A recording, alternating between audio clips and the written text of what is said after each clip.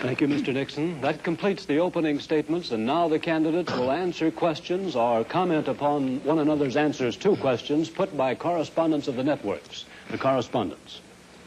I'm Sander Van Oker, NBC News. I'm Charles Warren, Mutual News. I'm Stuart Novins, CBS News. Bob Fleming, ABC News. The first question to Senator Kennedy from Mr. Fleming. Senator, the Vice President in his campaign has said that you are naive and at times immature. He has raised the question of leadership. On this issue, why do you think people should vote for you rather than the Vice President? Well, the Vice President and I came to the Congress together. 1946, we both served in the Labor Committee.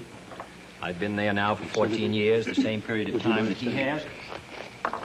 So that our experience in government is comparable. Secondly, I think the question is, what are the programs that we advocate? What is the party record that we lead? I come out of the Democratic Party, which in this century has produced Woodrow Wilson and Franklin Roosevelt and Harry Truman, and which supported and sustained these programs which I've discussed tonight. Mr. Nixon comes out of the Republican Party. He was nominated by it. And it is a fact that through most of these last 25 years, the Republican leadership has opposed federal aid for education, medical care for the aged, development of the Tennessee Valley, development of our natural resources. I think Mr. Nixon is an effective leader of his party. I hope he would grant me the same. The question before us is, which point of view and which party do we want to lead the United States? Mr. Nixon, would you like to comment on that statement? I have no comment. The next question to Vice President Nixon from Mr. Van Oker. Mr. Vice President, since the question of executive leadership is a very important campaign issue, I'd like to follow Mr. Novin's question. Now, Republican campaign slogans, you'll see them on signs around the country as we did last week, say, it's experience that counts. That's over a picture of yourself, sir, implying that you've had more governmental, executive decision-making experience than your opponent. Now, in his news conference on August 24th, President Eisenhower was asked to give one example of a major idea of yours that he adopted. His reply was, and I'm quoting, "If you give me a week, I might think of one. I don't remember." Now, that was a month ago, sir, and the President hasn't brought it up since.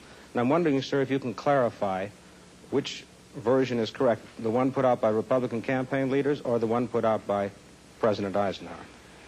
Well, I would suggest, Mr. Van Oker, that if you know the President, that was probably a facetious remark.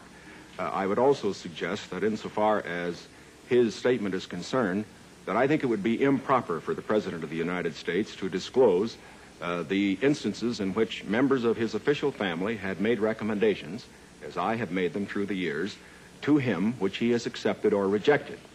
The President has always maintained, and very properly so, that he is entitled to get what advice he wants from his cabinet and from his other advisors without disclosing that to anybody, including, as a matter of fact, the Congress.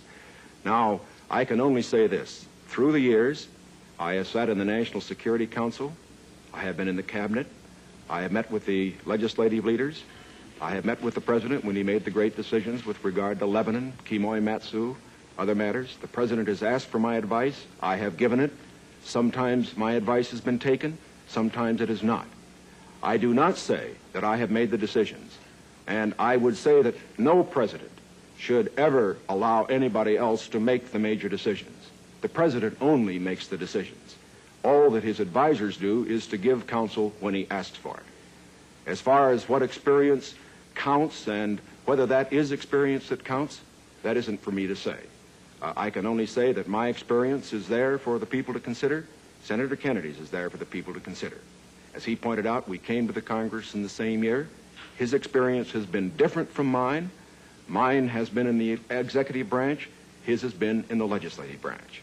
I would say that the people now have the opportunity to evaluate his as against mine, and I think both he and I are going to abide by whatever the people decide. Senator Kennedy? Well, I'll just say that the question is of experience, and the question also is what our judgment is of the future, and what our goals are for the United States, and what ability we have to implement those goals.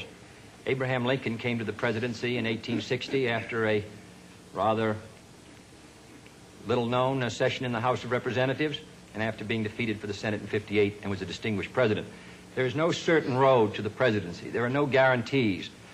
that if you take one road or another, that you will be a successful president. I have been in the Congress for 14 years. I have voted in the last 8 years, and the Vice President was presiding over the Senate and meeting his other responsibilities. I have met decisions over 800 times on matters which affect not only the domestic security of the United States, but as a member of the Senate Foreign Relations Committee. The question really is, which candidate and which party can meet the problems that the United States is going to face in the 60s? Mr. Vanocur's question for Vice President Nixon. Mr. Vice President, in one of your earlier statements, you said, we've moved ahead, we've built more schools, we've built more hospitals. Now, sir, isn't it true that the building of more schools is a local matter for financing? Were you claiming that the Eisenhower administration was responsible for the building of these schools, or is it the local school districts that provide for them? Not at all. As a matter of fact, your question brings out a point that I'm very glad to make. Too often, in appraising whether we are moving ahead or not, we think only of what the federal government is doing. Now, that isn't the test of whether America moves. The test of whether America moves is whether the federal government, plus the state government, plus the local government, plus the biggest segment of all, individual enterprise, moves. We have, for example, a gross national product of approximately $500 billion. Roughly $100 billion to $125 billion of that is the result of government activity. $400 billion, approximately, is a result of what individuals do. Now, the reason the Eisenhower administration has moved, the reason that we've had the funds, for example, locally, to build the schools and the hospitals and the highways, to make the progress that we have, is because this administration has encouraged individual enterprise. And it has resulted in the greatest expansion of the private sector of the economy that has ever been witnessed in an 8-year period. And that is growth. That is the growth that we are looking for. It is the growth that this administration has supported and that its policies have stimulated. Senator Kennedy? Well, I must say, I think the reason that the schools have been constructed is because the local school districts were willing to increase the property taxes to a tremendously high figure, and in my opinion, almost to the point of diminishing returns in order to sustain these schools. Secondly, I think we have a rich country, and I think we have a powerful country.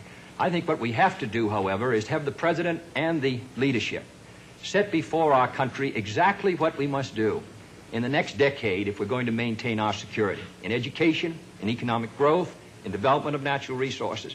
The Soviet Union is making great gains. It isn't enough to compare what might have been done 8 years ago, or 10 years ago, or 15 years ago, or 20 years ago. I want to compare what we're doing with what our adversaries are doing, so that by the year 1970, the United States is ahead in education, in health, in building, in homes, in economic strength. I think that's the big assignment, the big task, the big function of the federal government.